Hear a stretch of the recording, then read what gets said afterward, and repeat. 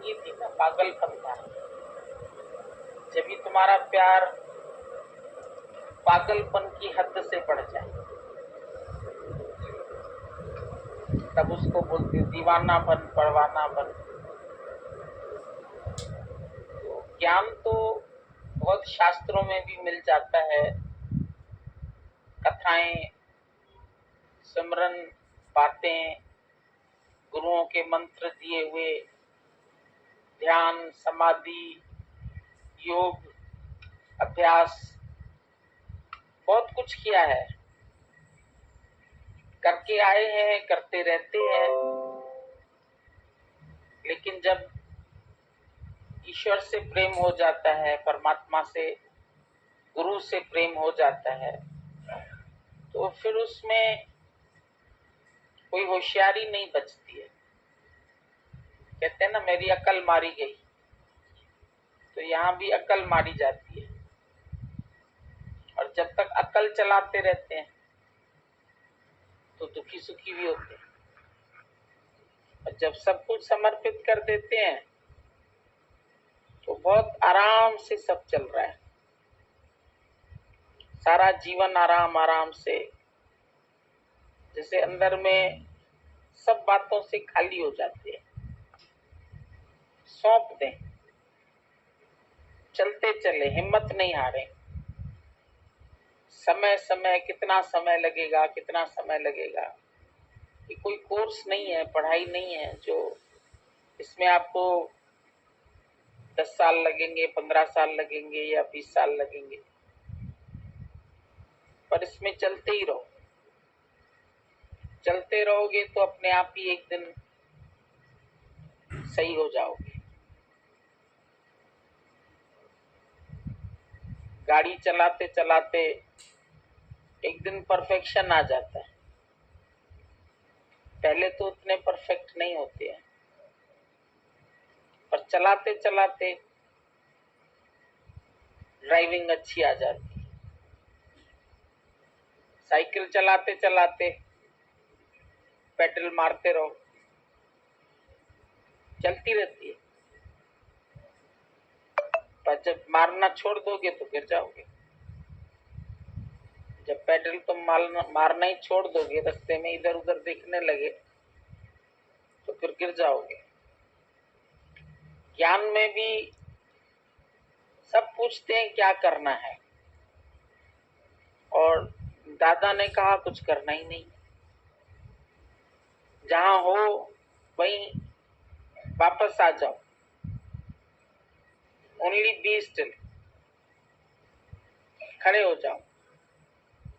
B still and know that you are that. जिस चीज को ढूंढ रहे हो बाहर, वो तुम खुद हो। खुद को जान लो, खुद ही को मिटा दो।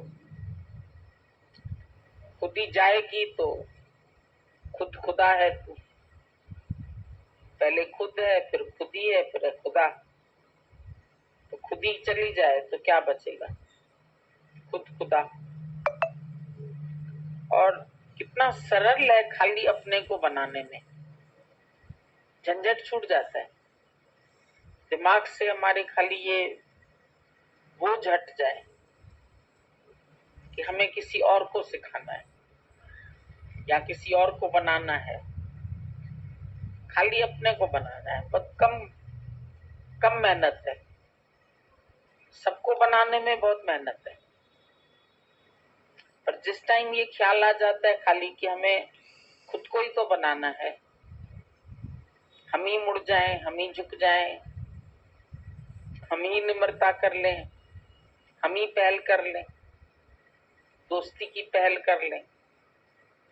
किसी से अंदर में विश्वास नहीं है, अविश्वास आ गया, फिर प्यार करें, फिर आगे बढ़े। रुकना तेरा काम नहीं है, चलना तेरी शान। दौड़ता हुआ घोड़ा बूढ़ा नहीं होता है। चलते रहो तो तुमको आर्थराइटिस होगी नहीं। बैठे रहोगे तो हो जाएगी, शरीर जाम हो जाता है। और चलते रहो तो प्रैक्टिस जारी रहती है। जो लोग मॉर्निंग वॉक करते हैं देखो धीरे धीरे उनकी स्पीड बढ़ जाती है, फिर बैठ जाते हैं, अगर घर में सुस्ती करते हैं फिर स्पीड स्लो हो जाती है। तो यहाँ भी है, मन लगे या नहीं लगे आके बैठ जाओ सत्संग में। गुरु के द्वारे तेरा आना ही बहुत है, बोल की न बोल पछताना ही हो। जो कर्म हो गए उनके लिए एक बार दिल से पश्चाताप कर लो, आगे से फिर हम ऐसे काम नहीं करें। नाउ सिन नो मोर। और गुरु से भी वार्तालाप होनी चाहिए, मतलब बातें होनी चाहिए, दिल की बात। अगर बात नहीं करते हैं ना तो वो फिर अंदर दब जाती है और फिर वो खुशी प्रकट नहीं होती है। जब बातचीत कर लेते हैं हल्के हो जाते हैं, नहीं करते हैं वो अंदर पड़ी रहती है, पड़ी रहती है, पड़ी रहती है। तो भले ही संसारिक बात है या कोई ऊंच नीच हो गई या कोई अपना अहंकार है या अपने से मिस्टेक हो गई है या मन कहीं जा रहा है, विषय में जाता है, माया में जाता है, संसार की बातें करता है, तो उन बातों को बताना चाहिए एक बार। गुरु को जब अपने मुख से लिखने से भी ज्यादा बता देना। जितना बात करके हम स्पष्ट हो जाते हैं एक दूसरे के लिए तो फिर बीच में कोई पर्दा नहीं रहता है। और जब तक बीच में महीन भी पर्दा है, उस दिन भी बोला भाई संत ने कहा घर में ही है पारस। वो लड़का जब गया संत नहाने तो उसने सारा सामान देखा, पारस कहाँ है कहाँ है कहाँ है, नहीं मिला उसको। बोला या तो संत झूठा है, पारस तो है ही नहीं घर में, या होता ही नहीं है पारस। तो संत को बोला, संत ने भी देखा पूरा घर अस्त व्यस्त है, क्या बात है। समझ गया इसने ढूंढने की कोशिश की होगी। और संत की भी रमज थी कि ढूंढेगा जरूर, कह दिया ये चीज है घर में, पारस देखने का तो शौक है ही है। तो संत ने एक डिब्बी उठाई, लोहे की थी, और शिष्य ने उसको छुआ ही नहीं था कि जो लोहे की डिब्बी है तो इसमें पारस कैसे होगा। अगर पारस होता तो ये डिब्बी सोने की हो जाती। तो गुरु ने उसको उठा के उसमें से पारस पत्थर दिखाया। बोला झूठ क्यों बोलते हो, गुरु में ही आ गया संशय। कभी मन जो है सबको छोड़ देता है, फिर गुरु में जाके उसका दिमाग टिकता है, इनको ऐसे नहीं करना चाहिए, इनको ऐसे नहीं बोलना चाहिए, इन्होंने ऐसा क्यों कह दिया, इसके लिए ऐसा क्यों कहा, उसके लिए। अरे गुरु की गत मत गुरु जाने ना, तुम क्यों उसके बात में जाते हैं या उसके कर्म में जाते हैं। कभी कभी मन बातों में उलझ जाता है, कोई आकर के कुछ बताता है फिर उसके ऊपर विश्वास कर लेता है। तो दादा भगवान ने हम लोगों को एक दिन ये बात बोली कि कभी बीच वालों की बात का विश्वास नहीं करना, चाहे वो तुम्हारा मन ही क्यों ना हो।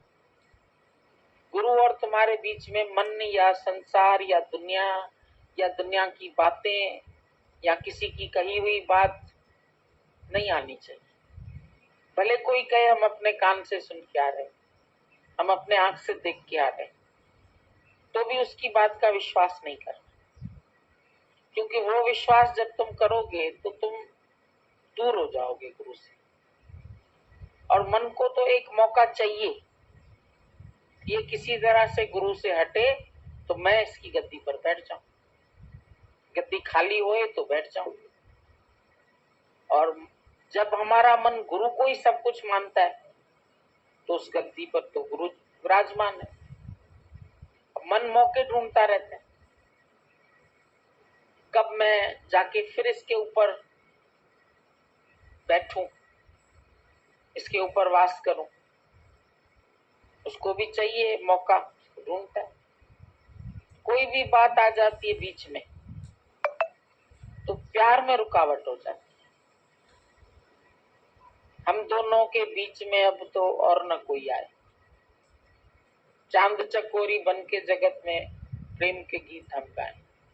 बीच में आ गया पर्दा तो वो प्यार नहीं करने देगा। तो गुरु ने उसको दिखाया, वो जो लोहे की डिब्बी है उसमें एकदम उसी कलर का एकदम पतला पॉलिथीन चिपका हुआ, तो उससे उसमें सोना कैसे बनता? पूरा संपर्क नहीं हो पा रहा है ना उसका। पड़ा तो है पर पर्दा भी है। अभी हमको जीवन में पूरा गुरु मिल भी जाए और मेरे अंदर में कोई पर्दा आ जाए, कोई बात आ जाए, कोई ख्याल आ जाए, खत्म कहानी। सोना नहीं बनेगा। सोना बनाना है तो अपने आप को बिल्कुल हर ख्याल से खाली कर दो। ख्याल से खाली हो गए तो समाधिस्थ हो गए। ख्याल क्यों आ गया? तुम विक्षेपता से भागते हैं, यहाँ विक्षेपता है भाग जाओ, यहाँ विक्षेपता है भाग जाओ, पर विक्षेपताओं से कब तक भागेंगे? विक्षेपता तो जीवन में आ ही जाती है, चाहे तुम जिस दुनिया में रहो। जब तक इस मन की मृत्यु नहीं होती है, चाहे तुम सत्संग करने वाले भी क्यों न हो जाओ, चाहे तुम 50 को उपदेश भी सुना के आए, लेकिन अपनी बारी हार जाता है। उपदेश देना बहुत सरल है, प्रवचन सब देते हैं। दादा ने बोला प्रवचन माना पराया वचन, किसी का सुना हुआ तुमने बोल दिया, कहीं से सुन लिया, कहीं से पढ़ लिया, कोई दृष्टांत पढ़ लिया, कोई बात पढ़ ली, फटाफट सुना दिया। कहीं भजन सुन के आए, जल्दी जल्दी नोट किया, भजन बोल दिया।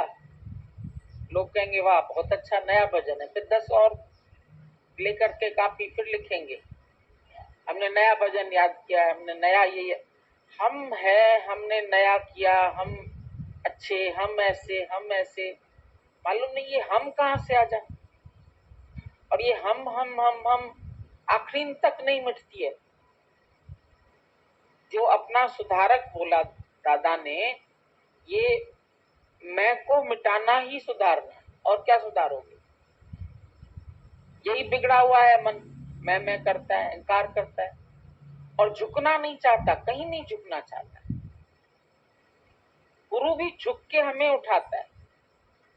जब क्राइस्ट लास्ट में उसको सलीब पर चढ़ना था और अपना सलीब उठा के खुद पहाड़ पर जा रहा था, तो उसने अंतिम दिन सबके चरण छुए, सब शिष्यों के।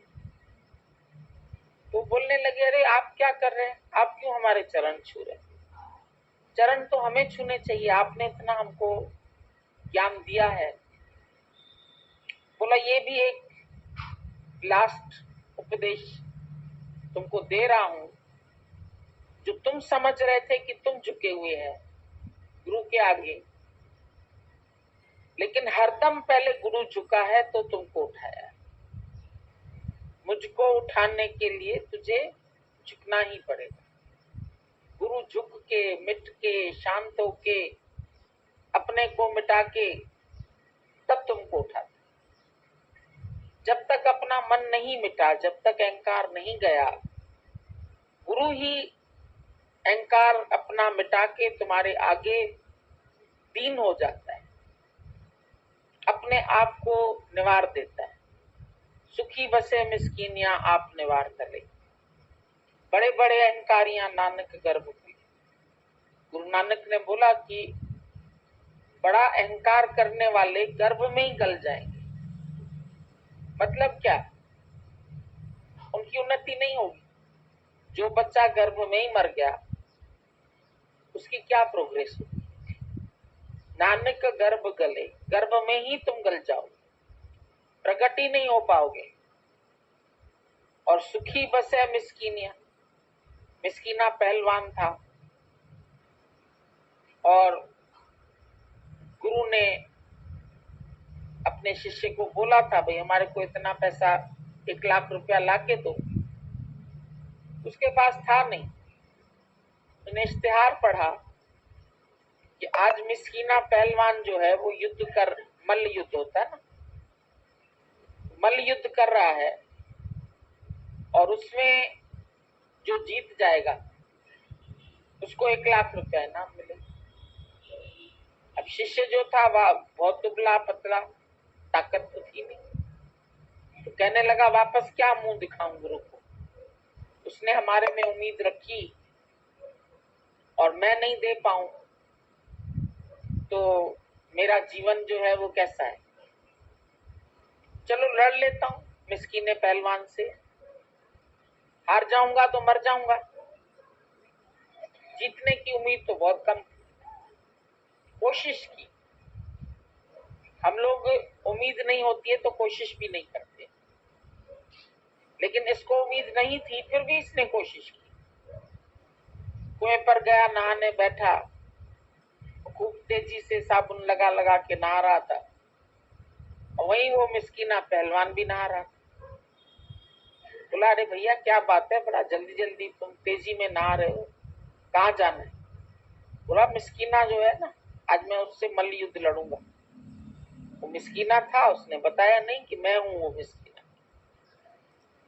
बोला वो तो इतना पहलवान है, तुम्हारे को एक फूंक में उड़ा देगा, तुम उससे लड़ोगे? कि तुम्हें क्या मरने का शौक चढ़ा है क्या?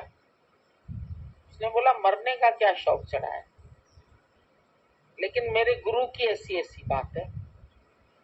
बोला समझो मिस्कीना पहलवान खुद हार जाए और तुम्हें जिता दे तो क्या तुम उसको अपने गुरु का दर्शन कराओगे? बोला क्यों नहीं कराऊंगा। तो बात हो गई तय, और जब युद्ध में दोनों खड़े हो गए, बॉक्सिंग देखते हो ना कैसे लड़ते हैं, एक दूसरे को मारते हैं, गिराते हैं, इतना तेज युद्ध हुआ, सब लोग भीड़ खड़ी थी देखने वालों, और लोगों ने देखा ये ऐसा मरियल सा, इसमें तो कोई जान ही नहीं है, और ये कैसे लड़ने के लिए आ गया, ये कैसे इसमें जीत पाएगा। लेकिन थोड़ी देर तक युद्ध हुआ और मिस्कीना खुद ही गिर गया। तो लोगों ने बोला भैया मिस्कीना हार गया, ये तो कोई बहुत ही बड़ी बात है, कभी किसी से नहीं हारा। लेकिन अंदर क्या रहस्य है वो तो लोग नहीं जानते। एक गुरु से मिलने के लिए उसने अपना नाम बदनाम कर दिया, हार गया, जानबूझ के हार गया। तो वो लड़का उसको गुरु के पास ले गया, दूसरे दिन 1 लाख रुपया उसको मिल गया। उसको खुशी थी कि गुरु ने जो मेरे ऊपर कार्य रखा तो मैं उसको पूरा कर सका। और जैसे ही ये आ रहा था, गुरु को भी खबर पड़ चुकी थी कि जो मिस्कीना है उसने ऐसे करके इसको जिता दिया है। उस टाइम वो ग्रंथ साहब लिख रहे थे, जैसे ही उसको देखा उनके अंदर में लाइनें आ गई। तो सुखी बसे मिस्कीनिया, मिस्कीन मतलब कोई गरीब नहीं, मिस्कीना नाम था उसका, था वो पहलवान। उन्होंने लिखा सुखी बसे मिस्कीनिया आप निवार तले, अपने को उसने झुका दिया। बड़े बड़े अहंकारियां, और जो अहंकार जिन्होंने किया वो उनकी उन्नति नहीं हुई, गर्भ में ही गल गए। तो कभी समर्थ होते हुए हम झुक जाएं, समर्थ होते हुए हम अपने को मिटा दें, अपने को गंवा दें।